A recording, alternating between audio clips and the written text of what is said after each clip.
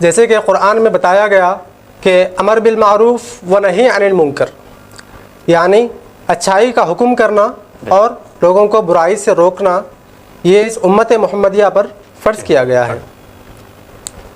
امر بالمعروف یعنی اچھائی کا حکم کرنا، نہی عن المنکر مطلب برائی سے روکنا۔ تو معروف کے اس میں کیا معنی ہیں؟ معروف اسے کہتے ہیں جسے ہر کوئی جانتا اور پہچانتا ہو، اسے اجنبیت محسوس نہ ہو، وہ جانتا ہو۔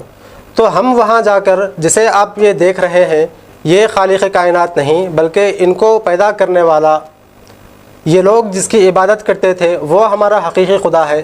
یہ تعلیمات دینا یہ بھی تو اسلام کا ہی فریضہ ہے، اور امر بالمعروف کا مطلب وہی ہے کہ معروف چیز سے اس معروف خدا کی تعارف کرائیں۔ یہ کام ہم وہاں جا کر کرتے ہیں۔ اور جیسا کہ لوگوں نے سوال کیا کہ یہ دین کی دعوت آپ انہیں دے رہے ہیں، تو میں یہ بتانا چاہوں گا کہ ہم صرف لوگوں کو برائی سے روک سکتے ہیں، لیکن یہ دعوت کا کام یعنی دین کے بارے میں لوگوں کو سمجھانا، ان کو بتانا، یہ تو ہمارے اکابرین اور علماء دین کا کام ہے۔ ہم جیسے نااہل کم علم لوگ یہ کام انجام نہیں دے سکتے، کیونکہ ہمیں واضح طور پر قرآن کے احکامات اور اس کے دلائل کے بارے میں اتنا علم نہیں جتنا ہمارے اکابرین یعنی ہمارے علماء کو ہے۔ تو ڈنکے کی چوٹ پر ہمارے علماء کر سکتے ہیں، ہم نہیں کر سکتے۔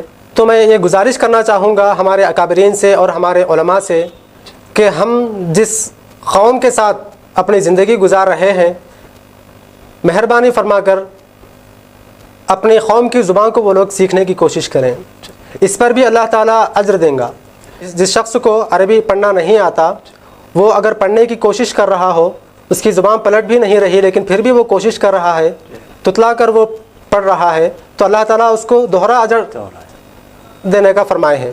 تو اسی طرح اگر ہمیں یہاں کی اپنی قوم کی زبان یعنی تلگو زبان نہیں آتی، اگر ہم اس کو سمجھنے کی، اس کو سیکھنے کی کوشش کریں تو اللہ تعالیٰ انشاءاللہ اس پر بھی اجر عطا کریں گا، کیونکہ ہر زبان اللہ ہی کی ہے۔ ورنہ قیامت کے دن ہم جنت میں جانے کے لیے تیار ہوں گے، لیکن ہمارا یہ پڑوسی بھائی جس کے ساتھ ہمارے روابط ہیں، جو ہمارا پڑوسی ہے، وہ آ کر اللہ کے سامنے یہ الزام نہ لگا دے کہ اے خالق کائنات، تیرا تعارف تو مجھے کوئی کرایا ہی نہیں، لہٰذا اس کو جنت میں کیوں اور مجھے جہنم میں کیسے؟ تو عدل و انصاف کرنے والا ہے، تو یہ تیرا کیسا انصاف ہے کہ میرے پڑوسی کو تو جنت میں بھیج رہا ہے اور مجھے جہنم میں؟ اگر یہ تیرا تعارف مجھے کرواتا تو شاید میں بھی تیری بندگی کرتا اور میں بھی تیری ہی عبادت کرتا۔ تو اس وقت میں سوچئے کہ اللہ کا کیا فیصلہ ہو سکتا ہے۔ اللہ تعالیٰ تو عدل و انصاف کرنے والا ہے۔ تو ہم یہ سمجھ کر اپنے مساجد میں، اپنے گھروں میں بیٹھے ہوئے ہیں کہ ہم تو اپنی عبادتوں میں مشغول ہیں، لہٰذا ہم بچا لیے جائیں گے۔ اللہ تعالیٰ قرآن میں ارشاد فرماتا ہے، ان الذین یکتمون ما انزلنا من البینات والہدی من بعد ما بیناہ للناس فی الکتاب اولئک یلعنہم اللہ ویلعنہم اللاعنون، یعنی جو باتیں ہم نے قرآن مجید میں نازل کی ہیں یا پھر اس سے پہلے کی کتابوں میں نازل کی ہیں، ان باتوں کو جو غافل لوگ ہیں، جو لوگ نہیں مانتے، ان تک جا کر واضح طور پر ان کو سمجھائیں، یہ ہمارا فرض ہے۔ اگر ایسا نہ کریں تو اس کا کیا انجام ہوگا، وہ بھی قرآن مجید میں اللہ تعالیٰ ارشاد فرماتے ہیں کہ اس پر اللہ کی بھی لعنت ہوگی اور تمام لعنت کرنے والوں کی لعنت ہوگی۔ اور اس کے بعد فرماتے ہیں کہ الا الذین تابوا واصلحوا وبینوا فاولئک اتوب علیہم وانا التواب الرحیم۔ اگر اس بات کو سمجھ کر لوگ توبہ کر لیں اور اپنے اصلاح کر لیں، توبہ اس بات کی کر لیں کہ ہمیں اب تک یہ بات واضح نہیں ہوئی تھی، ہم اب تک سمجھ نہیں آیا تھا، اب ہمیں سمجھ آ گیا ہے، اور اپنی اصلاح کرنے کا مطلب کیا ہے کہ ان کی اپنی قوم کی زبان سیکھیں اور قرآن کا صحیح طور پر استعمال کرنا سیکھیں، تو ایسے لوگوں کی اللہ تعالیٰ توبہ قبول فرماتے ہیں، رحم فرماتے ہیں۔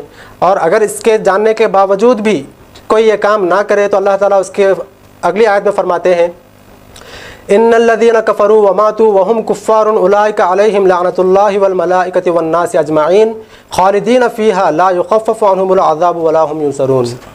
یہ جاننے اور سننے کے باوجود اگر کوئی یہ کام نہ کرے جو ہم نے قرآن میں واضح طور پر بتائے ہیں، اس کو سمجھ کر لوگوں کو اگر نہ سمجھائیں تو وہ سخت سے سخت عذاب کا شکار ہوں گے اور ان کو جہنم کے گڑھے میں ڈال دیا جائے گا، اور کبھی ان کی طرف نظر ثانی تک نہیں کی جائے گی۔